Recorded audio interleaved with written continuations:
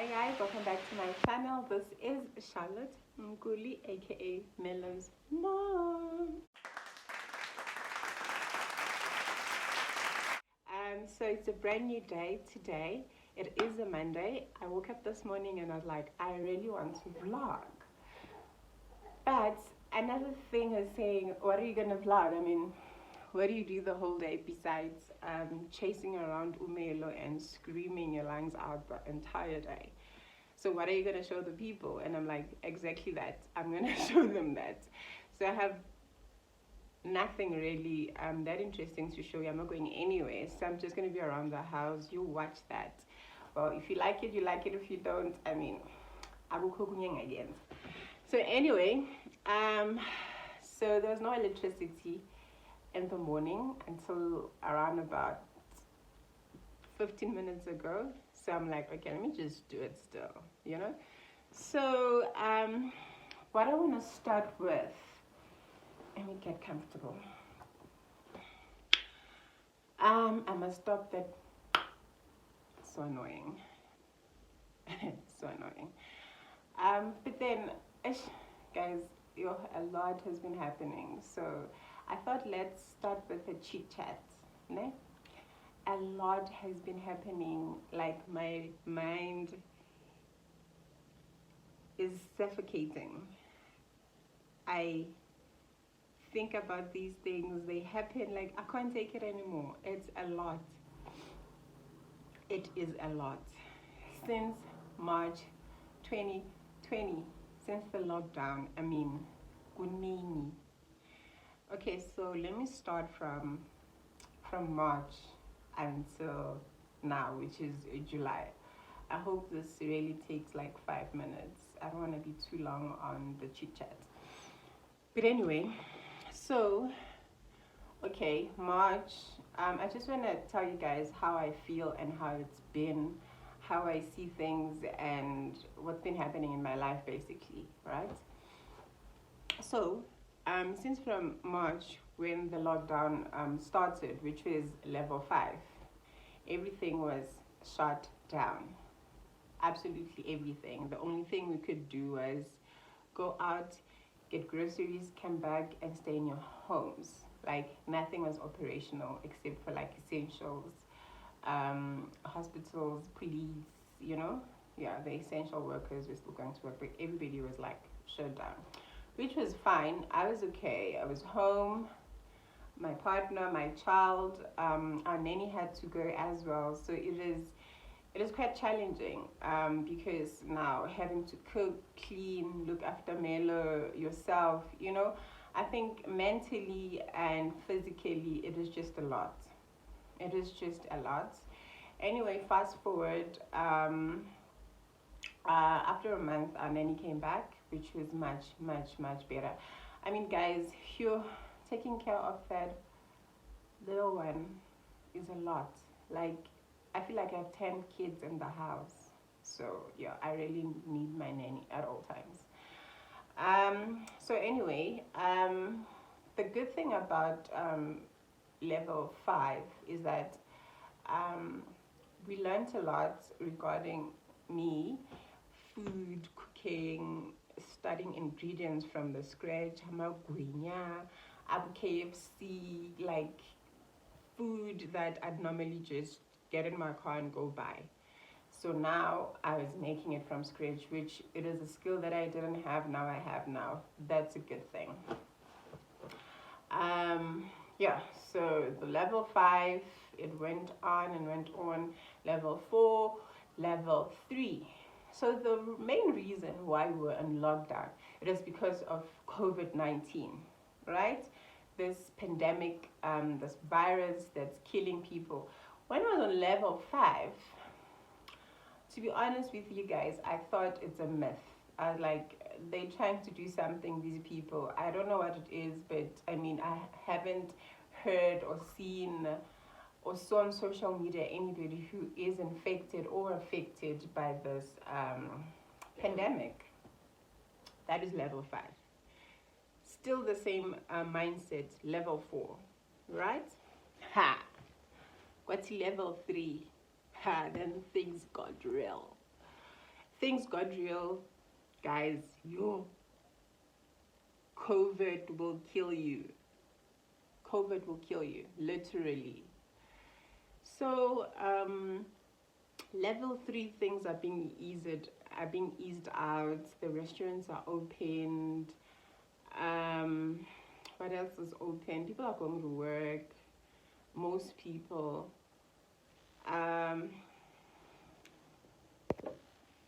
Things are just getting better. However, now people are dying. Now I don't know anybody who has a COVID-19 to, oh, I heard somebody who is positive to, oh my word, I have a family member who just tested positive. That's how real it got. So anyway, level 3 now. Yeah, it's getting real. I get an SMS one morning from my cousin. She writes me a long message on WhatsApp to say, hey, this is the story. Blah, blah, blah, blah, blah, blah, blah, blah.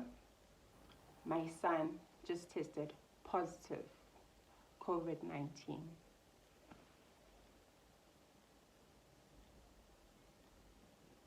What?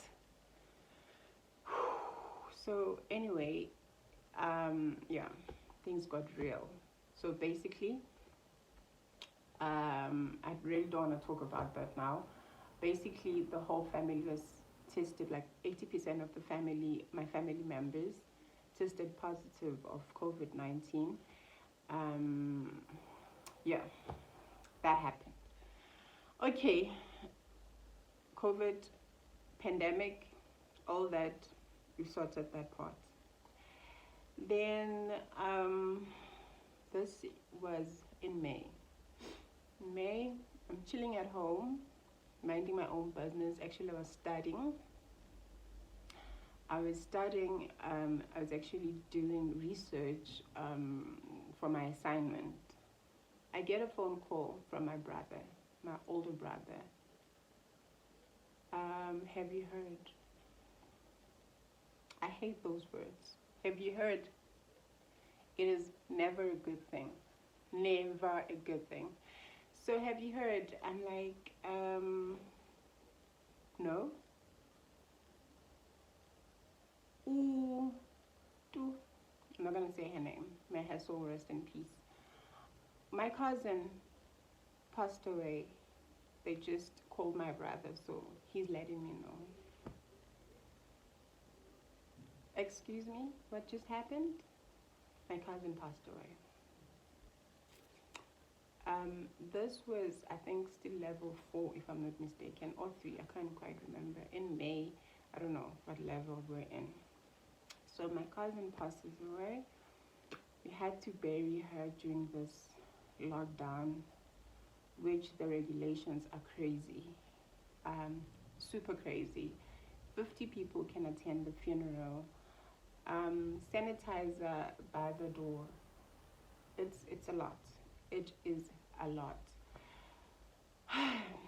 So that was in May, right? I lose my cousin. It was not COVID related. Yeah. Then fast forward July. Now it's this whole COVID situation. My cousin brother passes on, and they think, because he was never tested, they think it is COVID related. This is in July. So May, I lose my cousin, my cousin sister. July, I lose my cousin brother. These are the people I grew up with in the same household. Different generations, obviously, but yeah.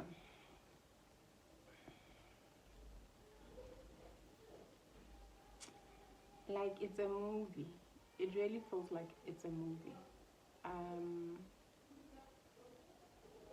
And at this point, I'm realizing what's Aguna staring in this whole movie.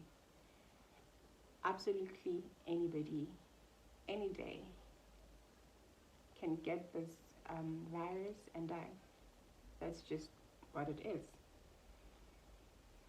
So, yeah, that's what has happened during this lockdown, coronavirus spreading like crazy. How do I feel? I think, death, ne? The stages. I'm still in a stage of denial, ne? My mind knows that I've lost these people in my life, but my heart, it's still not easy to, oh my gosh. Water works, stay where you are. You see, when I start talking about, Lord, you see, when I start talking about my heart, then it gets real.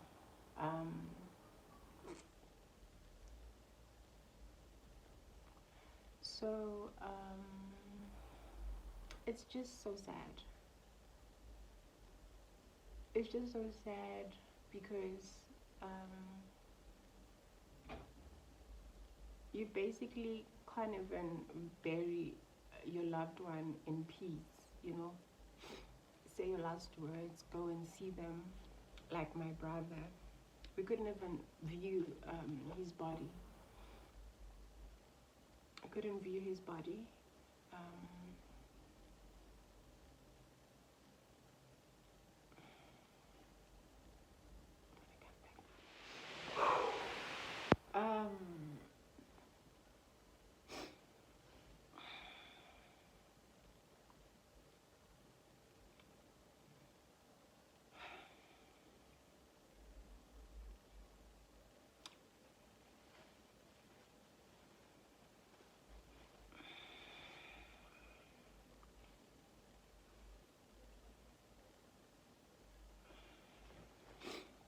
You know, I'm realizing that these things happen to us, and you don't necessarily share with people how much it hurts you until you're sitting here and you are by yourself and you're trying to explain how you feel. Then you realize how heartbroken you are. It's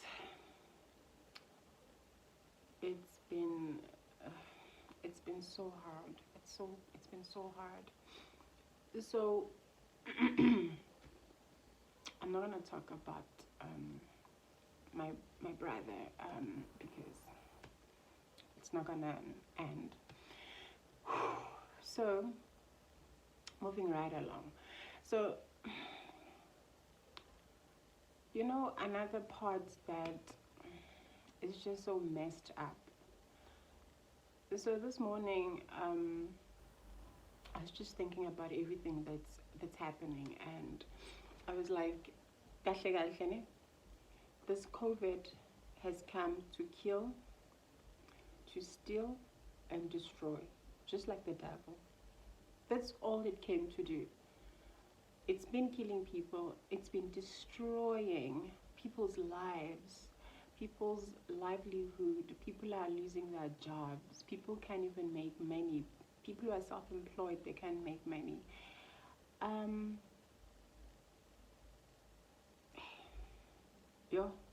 Shem, we are going through the most as a country. So this whole thing is just destroying families.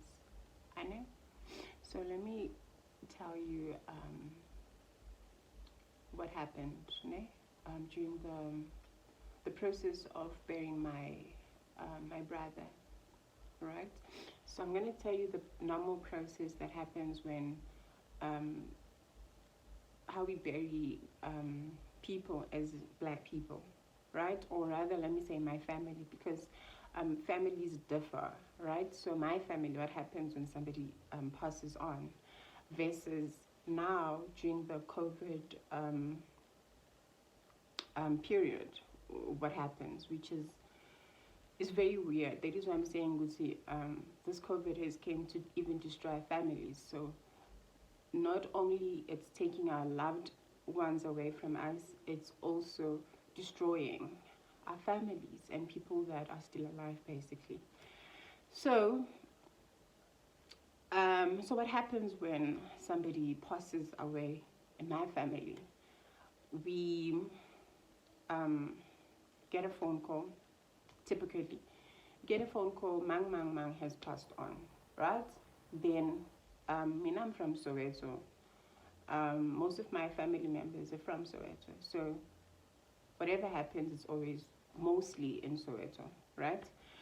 So, get a phone call, Mang has passed away. If it's during the day or during the time in the day where you can drive home, we do. You drive home. If the person is done in a clinic or hospital, whatever the case, mostly the deaths that we've had, the person would be in a clinic, like a local clinic. So we'd go there, we all meet there, in disbelief and shock, right? We go there and, sorry.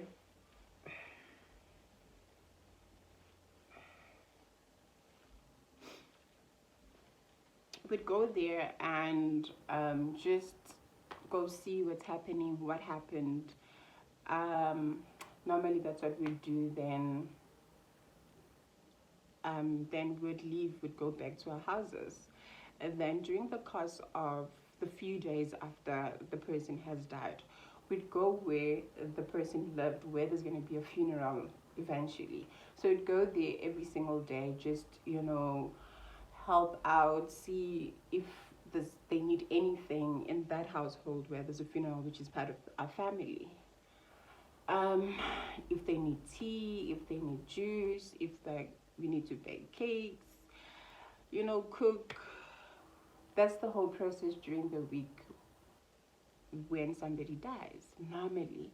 Then we stay with the family. Basically, we are there for them, even though we don't sleep there most of the time. But we make sure that we are there for them, just to say, you know what, we are in this together, right? Then normally the funeral would be weekend, which is a Saturday, Sunday. Then on a Friday, we'd sleep over. Everybody, all the family, most of the family members would sleep over, so that we wake up the next morning and it's the official funeral. That's what happens, right? We are there. We are there for each other, right? So now during this COVID-19 thing, the regulations, they suck. They suck. They suck because I almost feel like the social distancing is really killing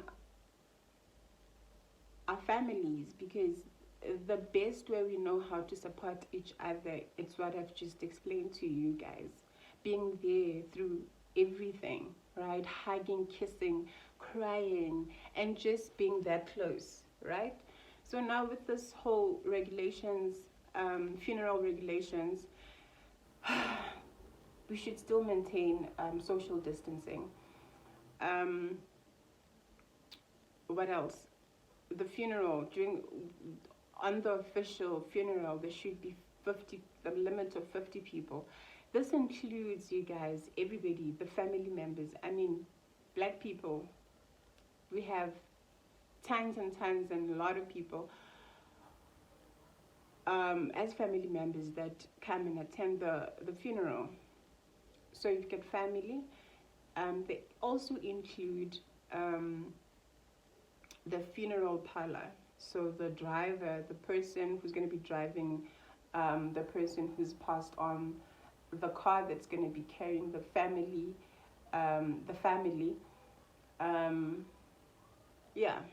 basically everybody who's going to be attending the funeral, whether it's family or not, it's counted. That person is counted, and it should only be 50 people. How? singathi ngabantu abamhlophe, you know. No. So yeah. And another thing, with this whole COVID thingy happening, the social distancing, the masks.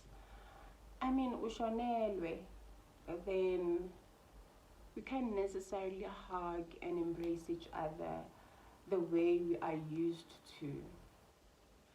We can't necessarily go to that household every single day, driving up and off. There's also the whole thing of a curfew. I remember when my cousin passed away, when they called me, it was around, I think it was around 7. I had to drive all the way from Bronkhorstspruit to Soweto. It was past the curfew, but the way I was in such a shock, I just drove and I wasn't even thinking if they're gonna stop me and ask me where you going during this time of the day. I mean, there's a curfew. So all of those things that we normally do, we cannot do now during the COVID. You must stay in your house. You must just, yeah. It has been so tough, you guys. It's been so tough. It's been so tough. And now, sometimes it comes across as not being supportive, you know? Because again, I can't be traveling and mingling with a lot of people, whether family or not, and expose myself, not just myself, I'm exposing myself and my family and my child to this virus. So at the back of my mind, whatever happens, I need to think of everything, that it's not just about me. So it's crazy. It is crazy. It is crazy. So yeah, guys, yeah, as in, this would take me the whole night. That's how frustrating it is. So if you've had to bury someone during this pandemic period, let me know how you survived it and what happened and how did you go about it. How are you with your friends, with your family members, with your loved ones, basically, during this time? I almost feel like it's not going to be the same again.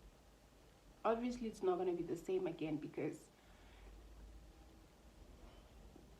we've lost our loved ones. Even if now things get better, you know, even if things get better, it's not going to be the same because they're not going to be part of our lives ever, you know, because they're gone.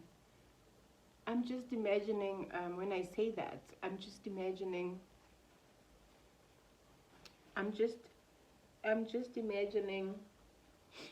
Christmas, this 2020 Christmas. How is it gonna be like? Because during the Christmas period, that's when you see everybody. That's the day we spend with our loved ones. And this year we're gonna be looking around and we have people missing, not just one, but two.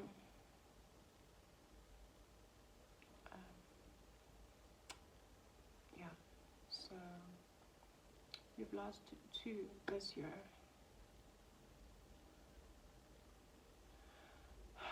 Yeah, we've lost 2, and I pray to God every day that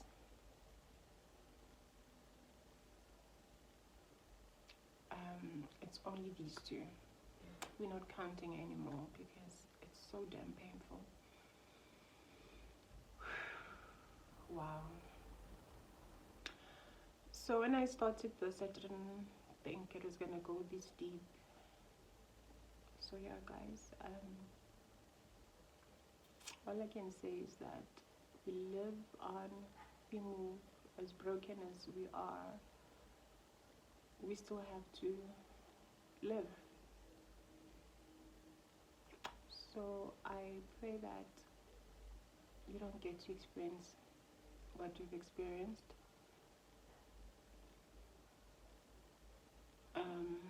Yeah, let's just pray, guys, for ourselves and our families, and pray for our country. Pray for our country. That's what we need to do. Yo.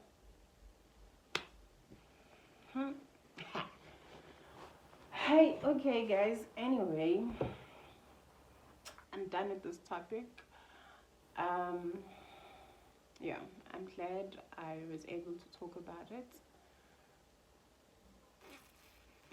Yeah, so I don't know what I'm gonna do now, but I'll take you guys through whatever that I'm gonna be doing throughout the day, and